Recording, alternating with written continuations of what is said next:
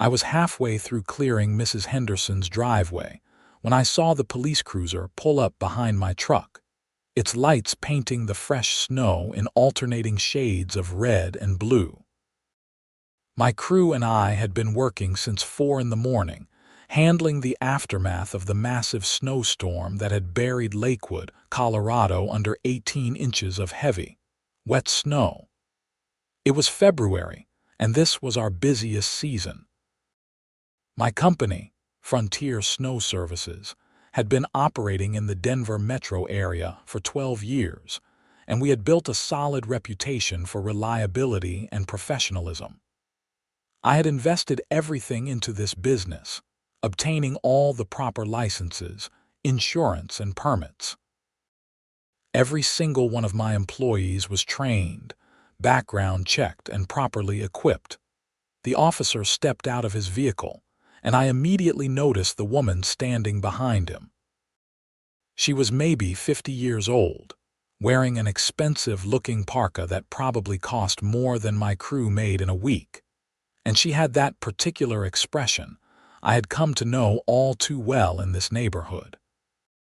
The expression that said she was used to getting her way, and she was absolutely certain she was right about whatever complaint she was about to lodge. "Are you the owner of this operation?" the officer asked, his tone professional but clearly tired. I didn't blame him. He probably had actual emergencies to deal with, and here he was, responding to what was obviously going to be a nuisance call. "Yes, sir, Zachary Foster. I own Frontier Snow Services." I pulled off my work glove and reached for my wallet, already anticipating what he was going to ask for. "Sir, we received a complaint that you and your crew are operating without proper permits in this neighborhood. The Homeowners Association requires all contractors to be registered with them before performing any work." The woman stepped forward, her boots crunching in the snow. "I'm Patricia Cunningham, president of the Lakewood Estates Homeowners Association. These men showed up without any authorization, and they're disrupting our community. We have strict rules about commercial activity in this neighborhood." I looked at her, then back at the officer, and took a slow breath. This was going to be one of those days. "Officer, I have all my licensing documentation right here. I'm licensed by the state of Colorado, I have full commercial liability insurance, and I have contracts with 17 homeowners in this community. Mrs. Henderson here requested our services 3 days ago." Mrs. Henderson, who had been watching nervously from her front window, opened her door and stepped out onto her porch. She was in her 70s, a widow who lived alone, and she had called me almost in tears when the storm forecast came through. Her regular snow removal guy had moved to Arizona, and she was terrified of being snowed in. "Patricia, I hired them. I need my driveway cleared. I have a doctor's appointment tomorrow." Patricia turned to her, and I saw Mrs. Henderson actually flinch. "Janet, you know the rules. All contractors must be approved by the HOA board. You should have submitted a request form and waited for approval. It's a snow removal service, not a home renovation," Mrs. Henderson said, her voice shaking slightly. "The storm just happened. When was I supposed to get approval?" The officer looked increasingly uncomfortable. "Madam," he said, addressing Patricia, "if they have the proper state licensing and the homeowner contracted their services, I'm not sure what violation is actually occurring here." I handed him my business license, my contractor's license, and my insurance documentation. He examined them carefully while Patricia fumed beside him. "These all appear to be in order," the officer said. "That's not the point," Patricia snapped. "The HOA has rules. These rules exist for a reason. We can't just have random people coming into our neighborhood whenever they want." Random people. I kept my voice level, but I could feel my jaw tightening. "Madam, I've been running this business for over a decade. I have an A+ rating with the Better Business Bureau. My crew consists of trained professionals, and we're fully insured and bonded. I don't care what your rating is. You don't have HOA approval, which means you're in violation of our community standards. The officer handed back my documentation. Mr. Foster, everything checks out. You're free to continue your work. Madam, he turned to Patricia, there's no violation here. The HOA rules can't supersede state licensing requirements. Patricia's face turned an impressive shade of red. This isn't over. I'm calling my lawyer. And I'm going to make sure every homeowner in this association knows that Janet Henderson violated our community standards. The officer sighed. That's between you and your HOA, madam. Have a good day. He walked back to his cruiser, shaking his head. As he drove away, Patricia fixed me with a glare that could have melted the snow around us. You'll be hearing from me, and you're not going to do any more work in this neighborhood without proper authorization. Madam, I have contracts with 17 homeowners here. I'm going to fulfill those contracts because that's what I'm legally obligated to do. If you have an issue with that, you're welcome to take it up with your attorney. But I suggest you make sure your HOA's rules are actually enforceable first. She stormed off to her Mercedes SUV, and I watched her drive away before turning back to Mrs. Henderson, who looked like she might cry. I'm so sorry, Zachary. I didn't think she would actually call the police. It's not your fault, Mrs. Henderson. Don't worry about it. We're going to finish your driveway, and if anyone gives you trouble, you call me directly, okay? She nodded, looking relieved, and went back inside. My crew had been watching the whole thing from a respectful distance. Miguel, my foreman, walked over as I pulled my glove back on. Boss, is this going to be a problem? Probably, I said. But we're not doing anything wrong, and I'm not going to let some power-hungry HOA president bully our clients or interfere with our business. We finished Mrs. Henderson's driveway and moved on to our next job, 3 houses down. The Robinsons were a young couple with 2 small kids, and they both worked from home.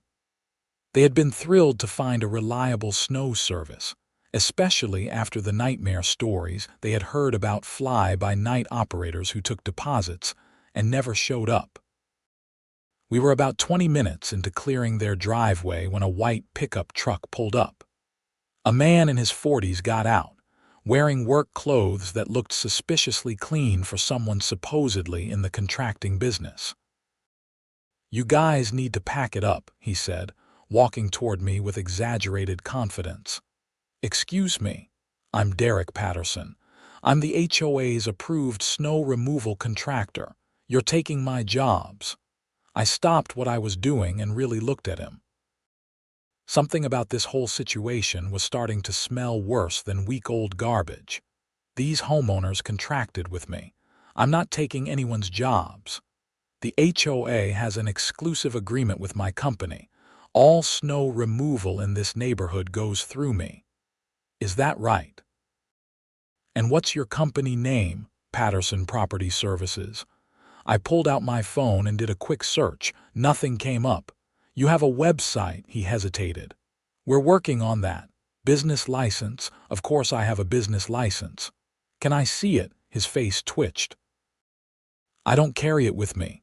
Really?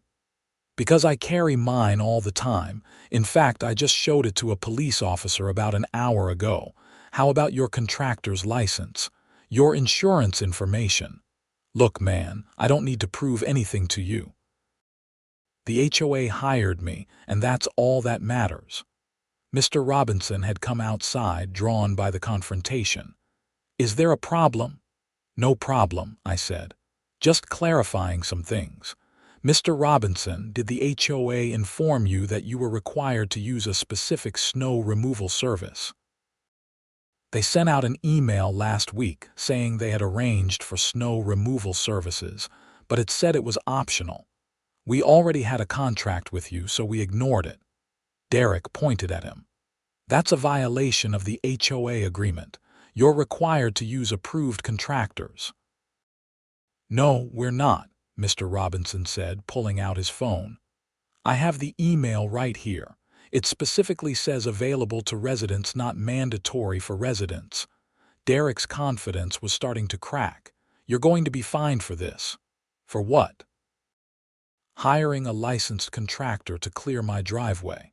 Mr. Robinson was getting angry now. I pay enough in HOA fees already. I'm not going to be told who I can and can't hire for basic property maintenance. You need to leave, I told Derek. We have a legal contract with Mr. Robinson, and we're fulfilling that contract. If you have a problem with that, you can take it up with your HOA board. Derek looked like he wanted to argue further, but he apparently thought better of it.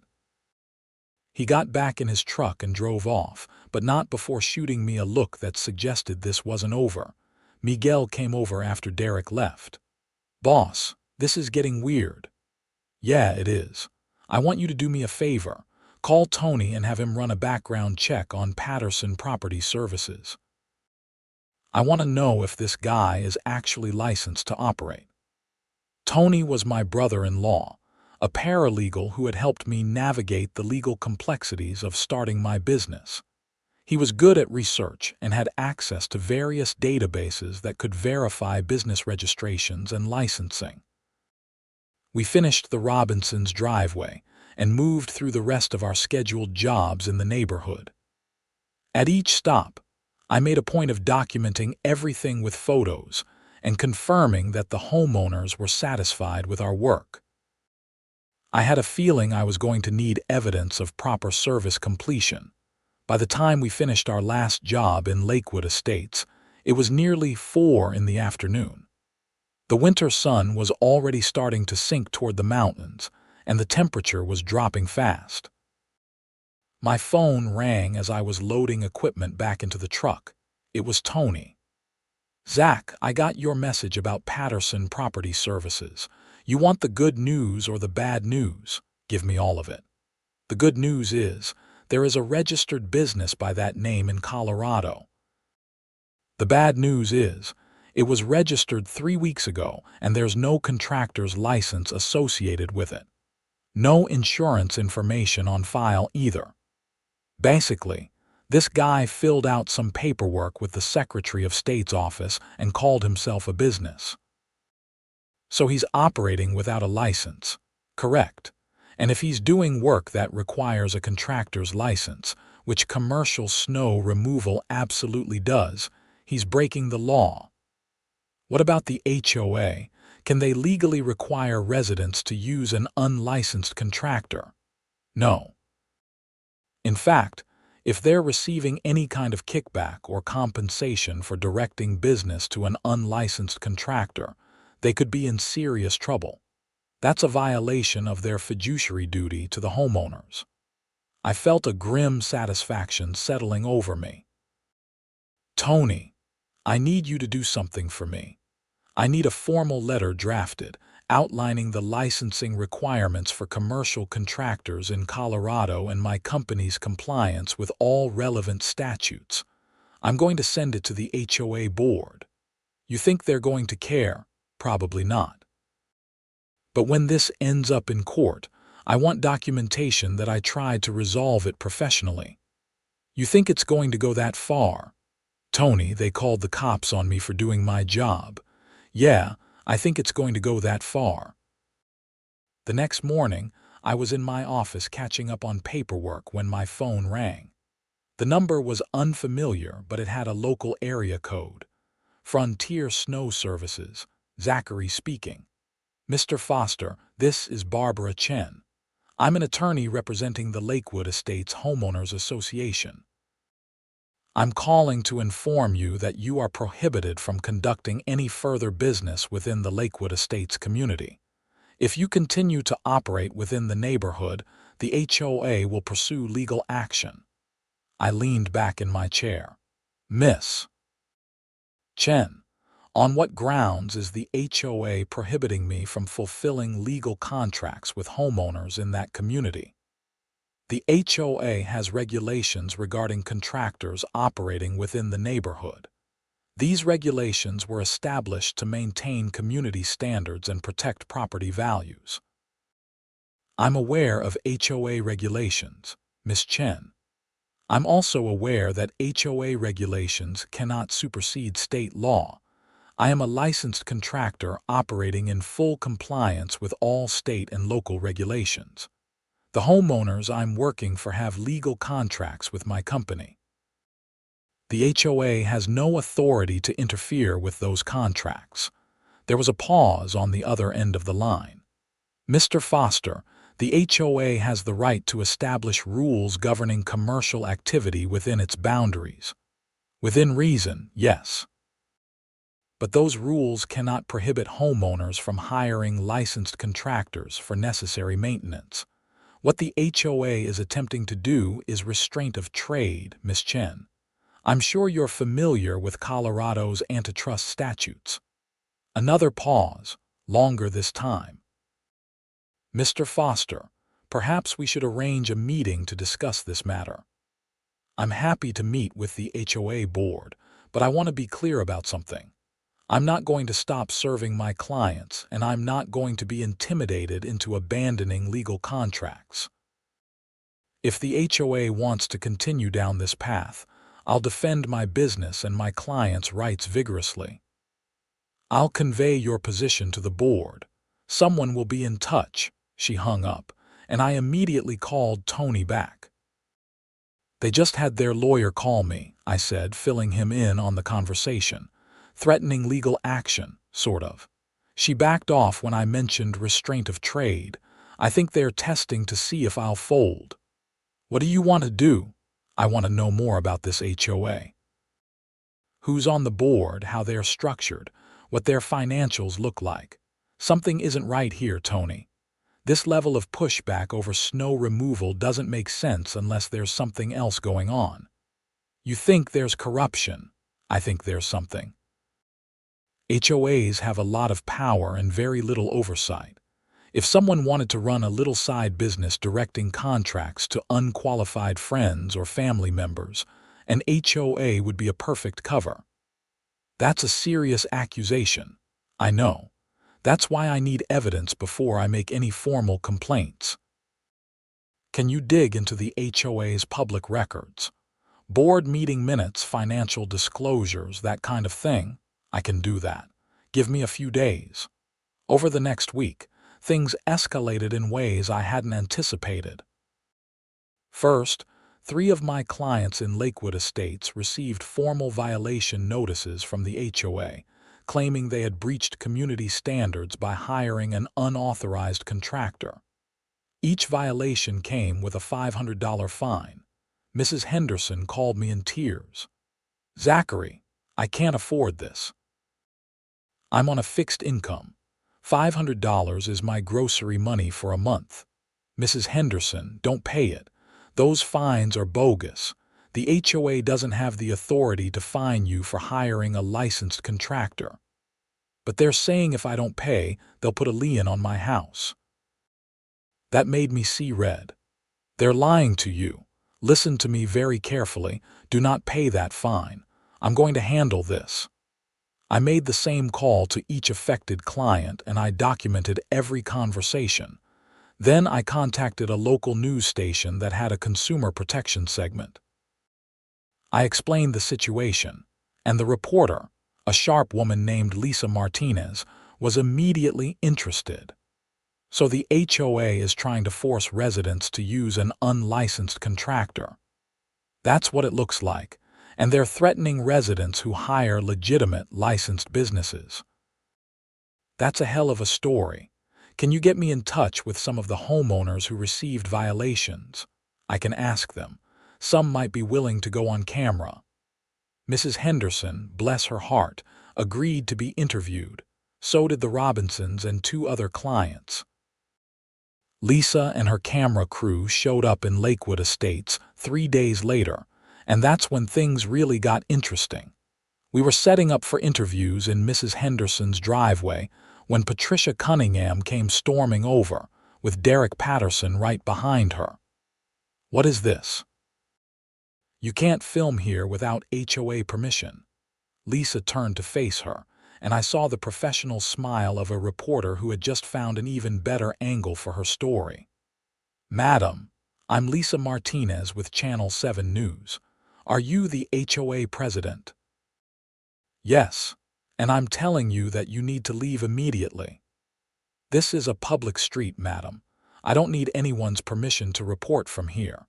But since you're here, would you like to comment on why the HOA is threatening homeowners who hire licensed contractors? We're not threatening anyone. We're enforcing community standards.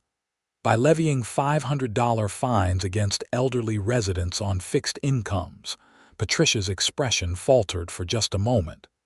Those fines are for legitimate violations of HOA regulations. Regulations that require homeowners to use unlicensed contractors. We don't require anyone to use unlicensed contractors. Derek's company is fully qualified. Lisa turned to Derek. Mr. Patterson, is it? Do you have a contractor's license? Derek looked like a deer in headlights. I'm in the process of getting licensed. So you're currently operating without a license. I have a business license. That's not the same thing, is it? Colorado law requires commercial contractors to be licensed, bonded, and insured. Are you licensed, bonded, and insured, Mr. Patterson? He didn't answer, and his silence was damning. Lisa turned back to Patricia. The HOA is requiring homeowners to use an unlicensed contractor while threatening those who hire licensed professionals. Do you see the problem here? This is ridiculous. I don't have to answer your questions. Patricia turned and walked away, Derek following her like a lost puppy. The interview with Mrs. Henderson was heartbreaking. She talked about her late husband, about living on Social Security, about her fear of being trapped in her home during the snowstorm.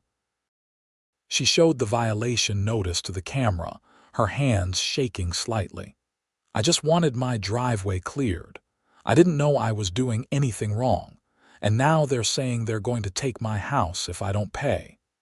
The story aired 2 days later during the evening news. Lisa had done an excellent job, laying out the situation clearly and letting the facts speak for themselves.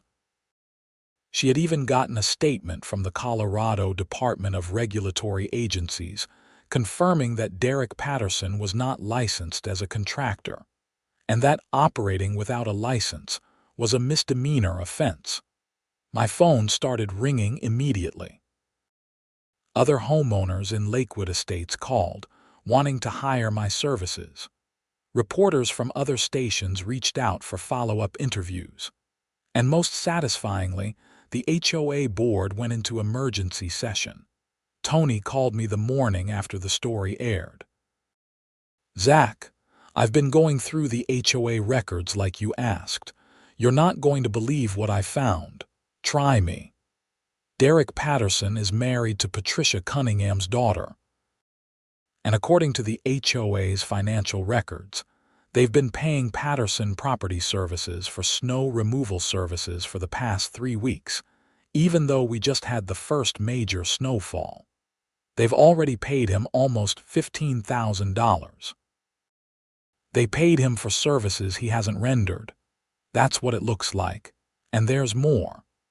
Patricia's term as HOA president was supposed to end last year, but there are no records of an election. She just kept serving, same with 2 other board members. They haven't held proper elections in over 2 years. That's got to be a violation of their bylaws. It absolutely is, and it gets worse. There are multiple payments to various vendors that all seem to trace back to companies owned by board members or their relatives.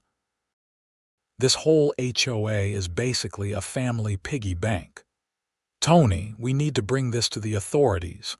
Already on it. I've got a meeting scheduled with the district attorney's office tomorrow. You want to come? Absolutely.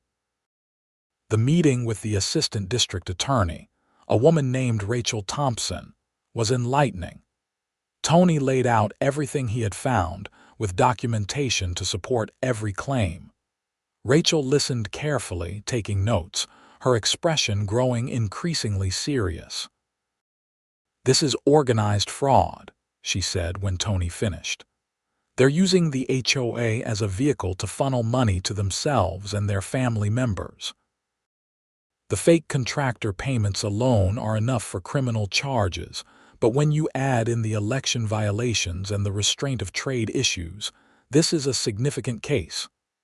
"What happens now?" I asked. "Now I talk to my boss, and we open an investigation. I'm going to need you both to make formal statements. And Mr. Foster, I'm going to need documentation of all your interactions with the HOA, including those violation notices they sent to your clients. I have everything documented. Photos, recordings, emails, everything." "Good. This might take some time, but I want you to know we take these cases seriously. HOA fraud impacts vulnerable people, and we don't let that slide." We left the district attorney's office feeling vindicated but also aware that this was far from over. Legal processes move slowly, and in the meantime, I still had a business to run and clients to serve. The news coverage had an unexpected effect. Within a week, I had picked up 30 new clients, many of them in Lakewood estates.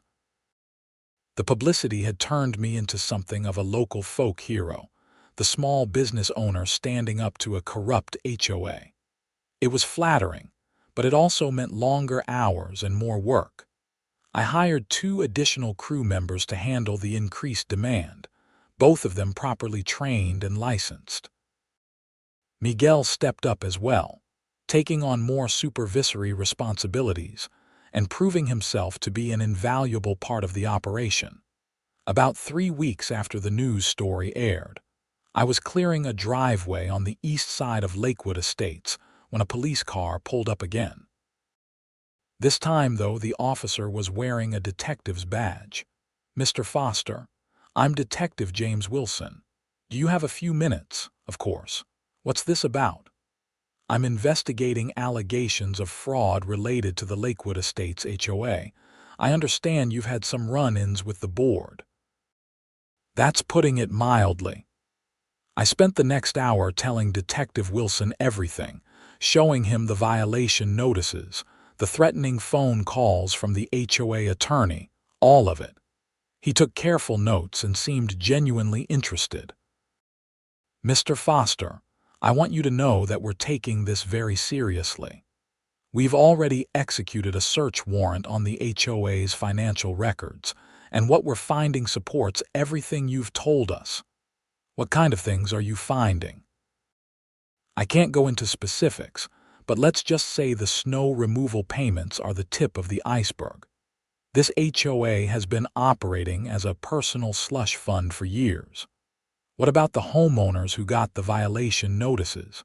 Mrs. Henderson is still terrified they're going to take her house." "Tell her not to worry. Those violation notices are void. In fact, any actions taken by the HOA board in the last 2 years are likely to be challenged, given that they weren't properly elected." Over the next few weeks, the story continued to develop. Detective Wilson's investigation expanded, uncovering fraud that went back years. It turned out that Patricia Cunningham and 2 other board members had been systematically stealing from the HOA, using various schemes to funnel money to themselves and their families. Derek Patterson was arrested first, charged with fraud and operating without a license. He had been billing the HOA for services he never performed, splitting the money with Patricia. When detectives searched his home, they found records of other schemes, including fake landscaping invoices and inflated repair costs. Patricia Cunningham was arrested on a Monday morning, taken from her home in handcuffs while news cameras rolled. The image made the front page of the Denver Post. She was charged with fraud, embezzlement, breach of fiduciary duty, and conspiracy. Her bond was set at $50,000. The other two board members, a man named Gregory Walsh and a woman named Susan Pritchard, were arrested the same day. All three were facing years in prison if convicted. The fallout was extensive. The HOA had to hire an independent management company to take over operations while new elections were organized. An audit revealed that over $200,000 had been stolen from the association over a 4-year period. Homeowners were furious, and several filed civil lawsuits seeking to recover their losses. Mrs. Henderson called me the day after Patricia's arrest. "Zachary, I just want to thank you. If you hadn't stood up to them, none of this would have come to light." "Mrs. Henderson, I was just doing my job." "But I'm glad it worked out. You did more than your job. You protected me and the other homeowners. You're a good man." The trial took place 8 months later. I was called as a witness, along with several of my clients and Tony. The prosecution had a mountain of evidence, and the defense attorneys seemed to know they were fighting a losing battle. Patricia Cunningham took the stand in her own defense, which turned out to be a mistake. She tried to claim that everything she did was for the good of the community, that she was just trying to maintain standards. The prosecutor, Rachel Thompson, tore her apart. "Miss Cunningham, you paid your son-in-law $15,000 for services he never performed. How was that for the good of the community? He was going to perform those services. The weather just didn't cooperate." "The weather didn't cooperate. Miss Cunningham, there were multiple snowstorms during the period in question. Your son-in-law didn't perform any services because he was unlicensed and unqualified. And you knew that, didn't you?" "I believed he was qualified." "You believed an unlicensed contractor was qualified to perform commercial snow removal. Even after a licensed professional, Mr. Foster, was already successfully serving the community." Patricia didn't have a good answer for that, and it showed. The jury deliberated for less than 4 hours. Patricia Cunningham was found guilty on all counts. Gregory Walsh and Susan Pritchard were also convicted. Derek Patterson had already pleaded guilty in exchange for a reduced sentence. At sentencing, the judge was harsh. Patricia received 4 years in prison, along with restitution orders totaling over $200,000. Gregory and Susan each got 3 years. Derek got 18 months and was permanently barred from operating a contracting business in Colorado. The judge made a point of addressing the victims in the courtroom. HOA boards are entrusted with significant responsibilities. They manage community funds, enforce regulations, and make decisions that affect people's homes and lives. When board members abuse that trust for personal gain, they don't just steal money. They undermine the foundation of community governance. The sentences I'm imposing today reflect the seriousness of these crimes and serve as a warning to others who might consider similar conduct. After the sentencing, I met Mrs. Henderson and several other homeowners outside the courthouse. There were tears, but they were tears of relief and vindication. "I never thought I'd see justice done," Mrs. Henderson said. "Thank you, Zachary. Thank you for not giving up." "You don't have to thank me, Mrs. Henderson. I'm just glad it's over." But it wasn't quite over, not for me personally. The publicity from the case had a lasting impact on my business. Frontier Snow Services became known throughout the Denver area as a company that stood up for what was right. My client base tripled, and I had to hire more crew members and purchase additional equipment to keep up with demand. The Lakewood Estates HOA was reorganized from the ground up. New elections were held, with strong turnout from homeowners who were determined to never let something like this happen again. The new board president, a retired accountant named Michael Torres, reached out to me personally to apologize for what had happened and to thank me for exposing the corruption. "Mr. Foster, On behalf of the Lakewood Estates community, I want you to know that you're welcome here. In fact, we'd like to discuss a possible contract for regular snow removal services throughout the neighborhood. Properly bid, of course, with full transparency. I'd be happy to submit a proposal, Mr. Torres. Call me Michael. And I want you to know, the days of backroom deals and family favoritism are over. This board is committed to operating with integrity. I submitted a proposal, and after a competitive bidding process, Frontier Snow Services was awarded a 3-year contract to handle snow removal for common areas in Lakewood Estates. It was completely above board, properly documented, and it provided steady, reliable income for my business. The following winter, I found myself back in Lakewood Estates on a regular basis. Every time I drove through the neighborhood, I thought about how different things could have been. If I had backed down when Patricia first confronted me, if I had walked away from my contracts to avoid trouble, the fraud would have continued. More homeowners would have been victimized, and an unlicensed operator would have been rewarded for breaking the law. One morning, I was supervising a crew clearing the neighborhood's main entrance when I saw Mrs. Henderson walking toward me, bundled up against the cold. She was moving carefully, using a cane, but she had a big smile on her face. "Good morning, Zachary." "Good morning, Mrs. Henderson." "What are you doing out in this cold?" "I'm on my way to the community center. The new board is hosting a coffee social. They actually want to hear from homeowners now. Can you imagine? That's great. How are you doing?" "I'm doing wonderful. My daughter visited last weekend, and I showed her the article about the trial. She couldn't believe her little old mom was part of such a big case. She laughed, her eyes twinkling. I told her it was all because I hired the right snow removal company. You're too kind. No, you were too stubborn to be pushed around, and that made all the difference. You take care, Zachary, and thank you again for everything. I watched her walk away, this elderly woman who had been threatened and intimidated by people who were supposed to serve her community. She was resilient, stronger than Patricia Cunningham had ever given her credit for. Miguel came over, clipboard in hand. "Boss, we're ahead of schedule today. The new equipment is really making a difference." "Good. Let's make sure we document everything properly." Photos of completed work, timestamps, the whole 9 yards. You don't trust the new board. I trust them fine. But I learned my lesson. When you're dealing with HOAs, you document everything. It's the only way to protect yourself and your clients. The legal requirements for operating in HOA communities had become something I took very seriously.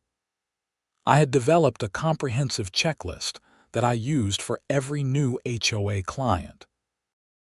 It included verifying the HOA's regulations, confirming that my licensing met or exceeded any HOA requirements, and ensuring that homeowners understood their rights and obligations. I even started offering educational workshops for HOA boards, teaching them about contractor licensing requirements and how to avoid the pitfalls that had trapped Lakewood Estates. The experience had taught me valuable lessons about standing up for what was right, even when it was difficult. It would have been easy to walk away, to avoid the conflict and the hassle. But I had built my business on integrity and professionalism, and I wasn't going to compromise those values because some corrupt HOA board wanted to protect their scam. Tony, who had been instrumental in uncovering the fraud, ended up using the case as a launching point for his own practice. He specialized in HOA law now, representing homeowners who were being victimized by overbearing or corrupt boards. We still worked together regularly, and he often referred clients to me when they needed contractor services. "You know, Zach," he said to me one day over lunch, "that case changed my career. I always knew HOAs could be problematic, but I didn't realize how much potential there was for abuse until we dug into Lakewood Estates. Have you seen a lot of similar situations? More than I'd like. Most aren't as blatant as Patricia Cunningham's operation, but there's a lot of overreach and a lot of board members who forget they are supposed to be serving the community, not ruling it. What's the most common problem you see? Boards that think they have unlimited authority. They forget that HOAs are governed by state law and that individual homeowners have rights that can't be infringed just because the board says so. A lot of boards need to be reminded that they're not dictators. Patricia certainly thought she was, and look where it got her. 4 years in prison, her reputation destroyed, and she'll be paying restitution for the rest of her life. All because she couldn't accept that she didn't have absolute power. The case had broader implications beyond just my business and the Lakewood Estates community. The Colorado State Legislature actually took notice, and there was a push for new regulations governing HOA operations. Proposals included mandatory audits, term limits for board members, and stronger protections for homeowners who wanted to hire licensed contractors. I was invited to testify before a legislative committee examining HOA reform. It was intimidating, standing in front of state legislators and explaining what had happened, but I felt it was important to share my experience. The issue isn't just about snow removal, I told the committee. It's about the power imbalance between HOA boards and individual homeowners. When boards operate without proper oversight, when they can levy fines and threaten liens without accountability, they create an environment where corruption can flourish. What happened in Lakewood Estates could happen in any HOA community in Colorado. We need strong safeguards to protect homeowners and to ensure that boards operate transparently and ethically. Several legislators asked thoughtful questions, and I left feeling like I had made a difference. A few months later, new HOA regulations were signed into law, including requirements for regular financial audits and provisions making it easier for homeowners to challenge improper board actions. My business continued to grow. The reputation I had earned during the Lakewood Estates case attracted clients from all over the Denver metro area. People wanted to work with a contractor they could trust, someone who would stand up for them if problems arose. I never forgot the lessons from that winter morning when Patricia Cunningham called the police on my crew.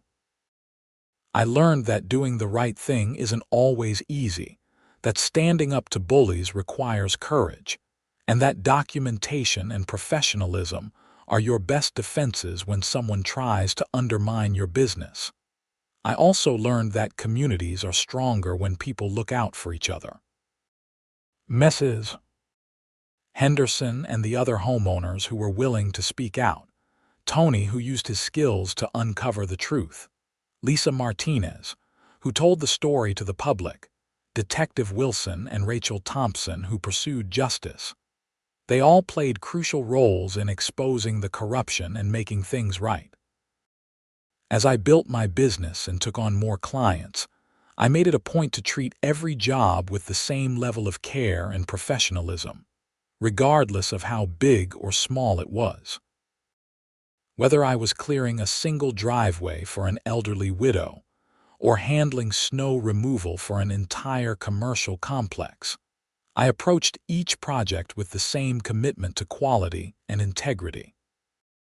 The winter after the trial, I hired my first full-time office manager, a sharp woman named Diana Green who had previously worked in property management. She understood the complexities of dealing with HOAs and helped streamline our operations. "Zachary, you need to systemize this," she told me during her first week. "You've got a great reputation, but you're going to lose it if you can't keep up with demand. We need better scheduling, better client communication, better everything."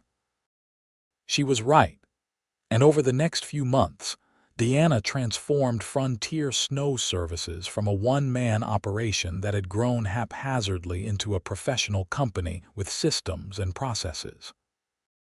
We implemented new software for scheduling and billing, created standardized contracts and service agreements, and developed training programs for new employees.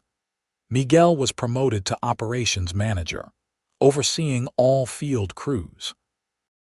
He had been with me since the early days, and his loyalty and competence had earned him the position. Together, Miguel and Deanna formed the backbone of the company's operations, allowing me to focus on strategic growth and maintaining the quality standards that had made us successful. The success brought new challenges.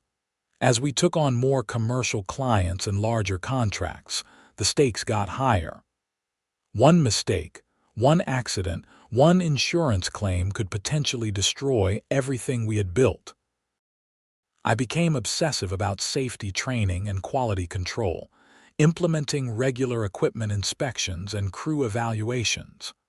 "Boss, you're going to give yourself an ulcer," Miguel told me one day when he found me reviewing incident reports at 10 o'clock at night.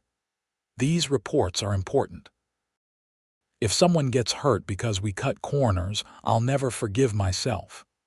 We're not cutting corners. We have the best safety record in the industry. You need to trust the systems we've put in place." He was right, but it was hard to let go. I had spent so many years doing everything myself that delegating felt like losing control. But I was learning slowly that building a successful business meant building a strong team and trusting them to do their jobs. The anniversary of the confrontation with Patricia Cunningham came and went. I was too busy to really notice it, but Deanna pointed it out one morning. "You know what today is? It's exactly 2 years since the Lakewood Estates incident." Has it really been that long? It has. And look how far we've come. 2 years ago, we had 1 truck and 6 employees. Now we have 8 trucks, 23 employees and clients throughout the metro area. You should be proud, Zachary. I was proud, but I was also aware of how easily things could have gone differently. If Patricia had been a little smarter, if Derek had actually been licensed, if the police officer that first morning had been less professional, the outcome could have been very different. That evening, I drove through Lakewood Estates, past Mrs. Henderson's house. Her driveway was clear, her lights were on, and everything looked peaceful. The neighborhood had recovered from the scandal, and the new HOA board was operating with the kind of transparency and accountability that should have been there all along. I thought about Patricia Cunningham, sitting in prison, paying the price for her greed and abuse of power. I didn't take pleasure in her downfall, but I didn't feel sorry for her either. She had made her choices, and those choices had consequences. Derek Patterson was out of prison now, having served his reduced sentence. Last I heard, he was working in retail, barred from ever operating a contracting business again. His marriage to Patricia's daughter had ended in divorce, another casualty of the scandal. Gregory Walsh and Susan Pritchard were still serving their sentences, facing the reality that their comfortable lives had been destroyed by their participation in the fraud. The other homeowners in Lakewood Estates had recovered some of their stolen money through restitution orders and civil settlements, but the betrayal of trust would take longer to heal. The whole experience had given me a deeper appreciation for honest, ethical business practices. Every time I signed a new contract, every time I hired a new employee, every time I made a business decision, I thought about the importance of integrity. Shortcuts might seem appealing in the moment, but they always came with a cost. 3 years after the initial confrontation, Frontier Snow Services was recognized by the Better Business Bureau as the top-rated snow removal company in the Denver metro area. The award ceremony was held at a downtown hotel, and I brought my entire management team with me. Miguel, Deanna, and Tony were all there, along with several long-time crew members who had been instrumental in our success. When I accepted the award, I talked about the importance of professionalism, licensing, and standing up for what was right.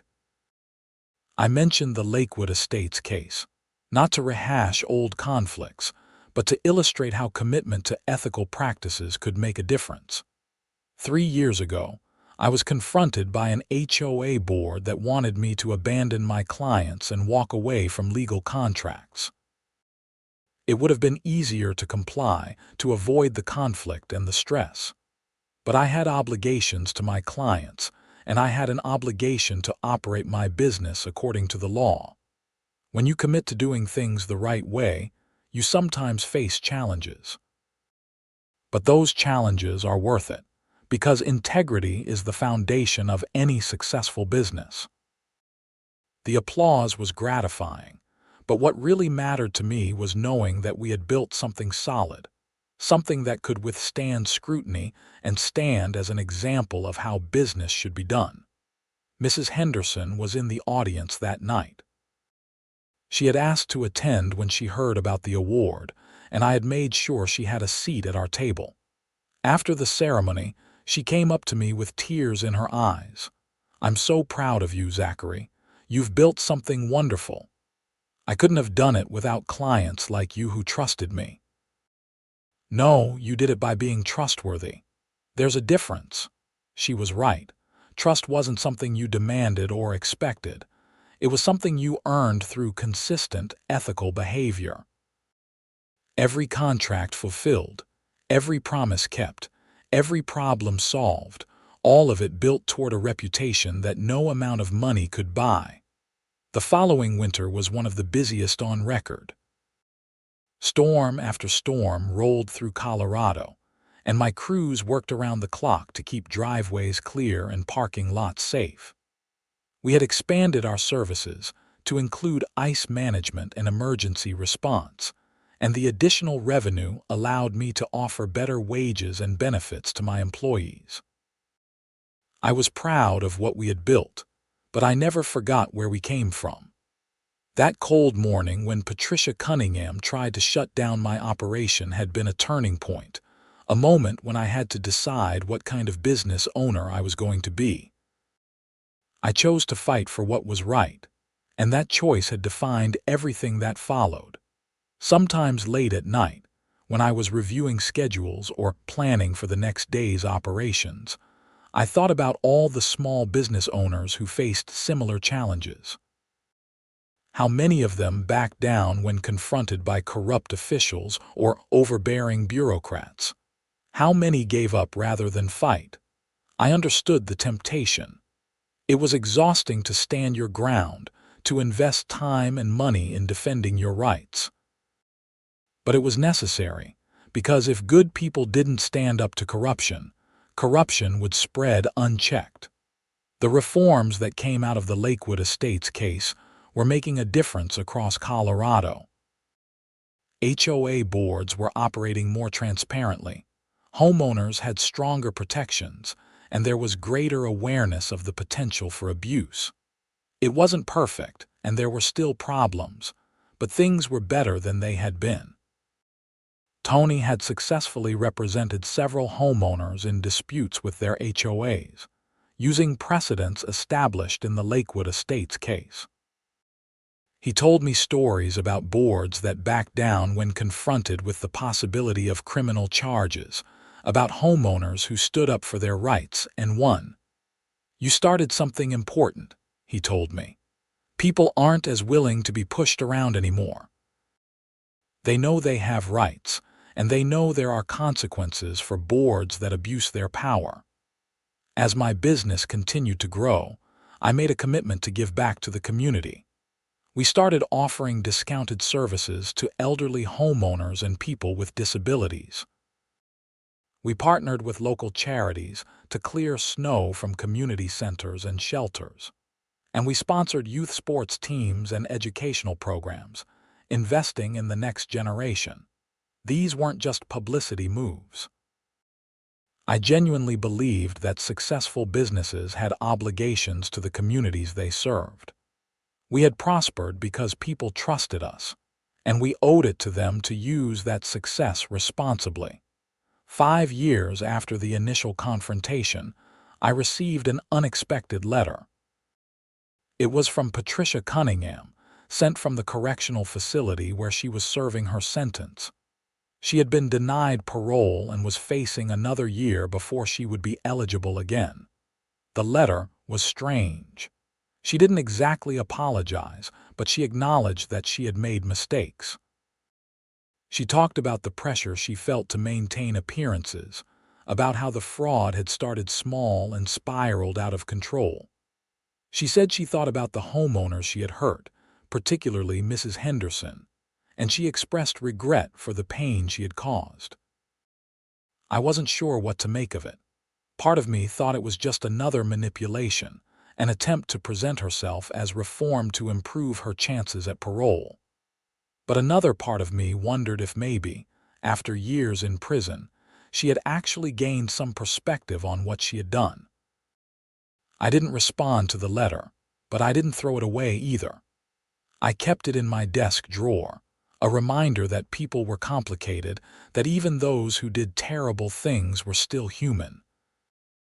It didn't excuse what Patricia had done, but it added a layer of complexity to my understanding of the situation. Mrs. Henderson passed away peacefully in her sleep during the 7th winter after the case. She was 83 years old, and she had lived in her home, independently and with dignity, right up until the end. Her daughter called to let me know, and to thank me for everything I had done for her mother. "She talked about you often," her daughter said. "She said you were one of the good ones, someone who stood up for what was right even when it was hard. That meant a lot to her." I attended Mrs. Henderson's funeral, along with Miguel and Deanna. The church was full of people whose lives she had touched, and the service was a celebration of a life well lived. As I listened to the stories about her kindness and generosity, I felt grateful that I had known her, and that I had been able to help her when she needed it. The Lakewood Estates community had moved on from the scandal. New families had moved in, and many of the current residents probably didn't even know about what had happened.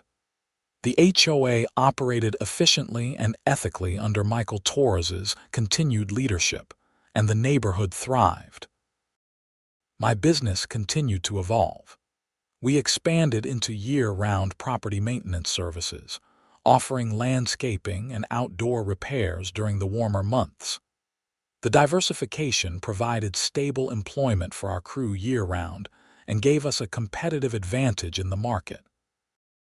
Looking back on everything that had happened, from that first confrontation to the trials to the business growth that followed, I realized that the most important lesson wasn't about business strategy or legal rights. It was about character. When you're tested, when someone tries to intimidate you or push you around, the way you respond defines who you are. I chose to stand up for my clients and my business, not because I knew everything would work out, but because it was the right thing to do. That choice led to difficult confrontations, legal battles, and stress that I wouldn't wish on anyone. But it also led to justice for the homeowners who had been victimized, accountability for those who had abused their power, and reforms that protected others from similar abuses. The story of Frontier Snow Services and the Lakewood Estates HOA became something of a local legend, a reminder that ordinary people standing up for what was right could make a real difference. It inspired others to challenge injustice, to question authority when that authority was being abused, and to believe that the system, for all its flaws, could still deliver justice. As I sit in my office now, looking at the photos on the wall of our crews, our equipment, our satisfied clients, I feel a sense of accomplishment that goes beyond business success. We built something meaningful, something that stood for integrity and professionalism. And it all started because I refused to back down when someone tried to tell me I couldn't do my job. The snow falls every winter, and every winter we're there to clear it away. We do it professionally, we do it legally, and we do it right. And if another corrupt HOA board ever tries to interfere with that, well, they'll find out that I haven't forgotten the lessons I learned that cold February morning when Patricia Cunningham made the biggest mistake of her life. Because in the end, doing the right thing isn't just good ethics. It's good business, and it's the only way to build something that lasts.